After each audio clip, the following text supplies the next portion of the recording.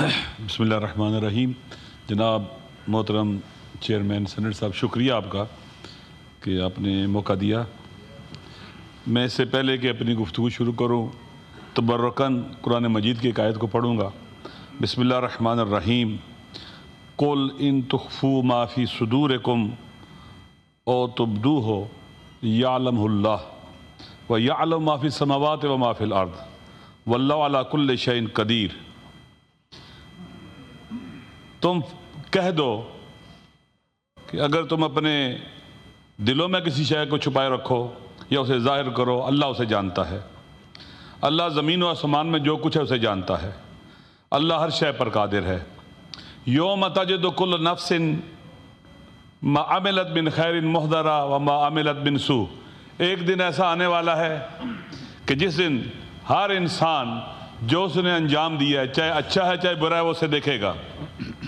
تود لو ان بینہا وبین امدا بعیدا، اور آرزو کرے گا کاش میرے درمیان اور میرے اس برے عمل کے درمیان فاصلہ ہو جائے اور خداوند متعال اور لوگوں کے سامنے شرمندگی سے بچ جاؤں۔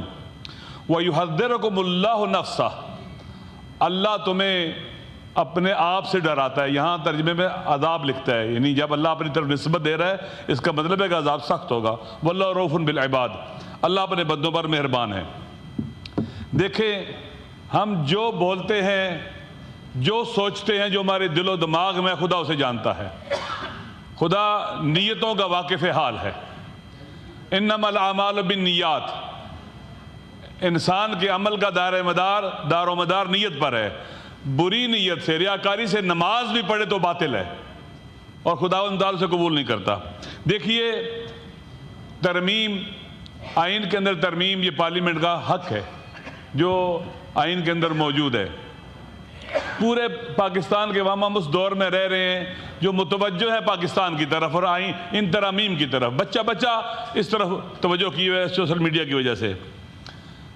انٹینشن بڑی اہم ہوتی ہے کسی بھی کام کی۔ اگر ہم مسلسل ایسے کام کریں گے جس سے ہم اپنے عوام کا اعتماد کھو بیٹھیں گے، عوام پر ٹرسٹ نہیں کریں گے، حتیٰ اگر بچے والدین پر ٹرسٹ نہ کریں، والدین غلط فیصلے کرتے رہیں تو بچے بھی اعتماد نہیں کرتے اور خاندان بکھر جاتا ہے۔ انٹینشن بہت عام ہے۔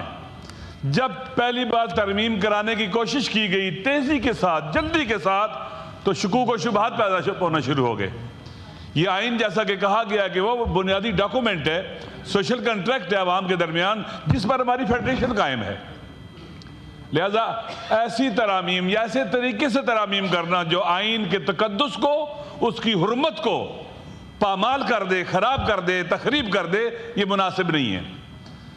آپ دیکھیے، ابھی اختر جان صاحب یہاں تشریف فرما تھے، وہ چلے گئے۔ میں نے پوچھا خیر آپ کدھر؟ کہا میں اپنے 2 بندوں کو ڈھونڈنے آیا ہوں۔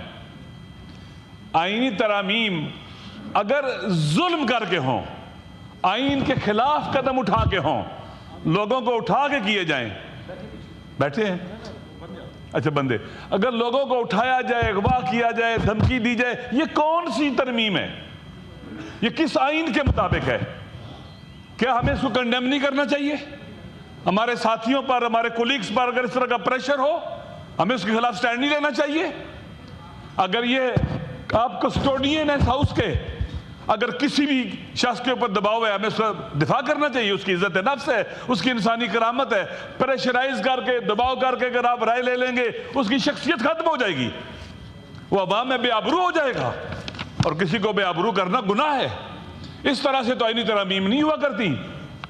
اگر کنسنسس کے ساتھ کوشش کی جاتی، اعتماد کیا جاتا۔ اب لوگوں کا اعتماد اٹھ چکا ہوا ہے۔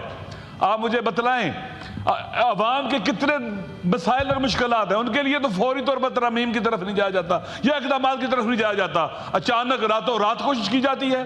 پھر ہر صورت میں جلدی کرنی ہے۔ کیوں جلدی کرنی ہے؟ عوام کا اعتماد بہت ضروری ہے۔ اس دور میں جب ہم ترامیم کر رہے ہیں آئین کے اندر، پاکستان کے عوام بہت بیدار ہو چکے ہیں، بہت آگاہ ہو چکے ہوئے ہیں۔ لہٰذا اگر ہم خدا نخواستہ ایسی ترامیم کریں گے جس میں پاکستان کے اندر جو موجود پارٹیاں ہیں، سیاسی پارٹیاں ہیں، بالخصوص پی ٹی آئی، اگر یہ ساتھ ہی دے گی تو عوام کے اندر یہ متنازع ترمیم بھی ہو جائے گی اور آئین بھی متنازع ہو جائے گا۔ لہٰذا بندوں کو اٹھانا، اغوا کرنا، پریشرائز کرنا اور سختی کرنا، پتہ نہیں راستے بند کر دینا، یہ کون سی ترمیم ہو رہی ہے؟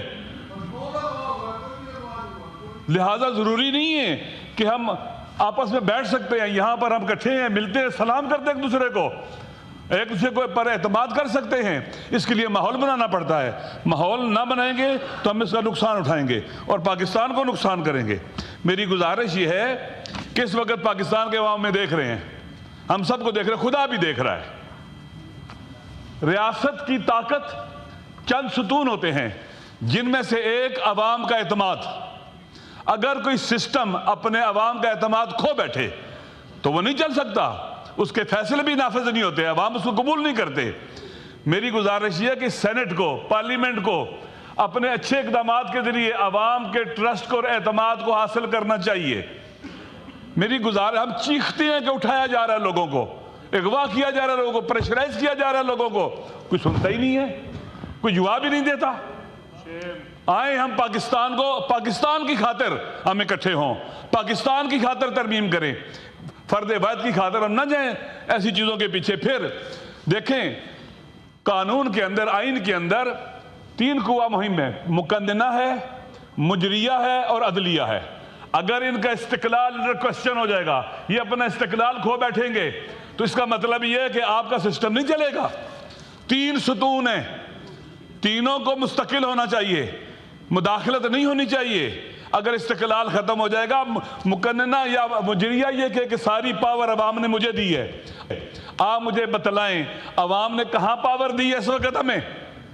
2024 8 فروری کو جو ہوا اور جو پھر 9 کو ہوا، عوام کی تو حق رائے دہی پر ڈاکہ ڈال دیا گیا۔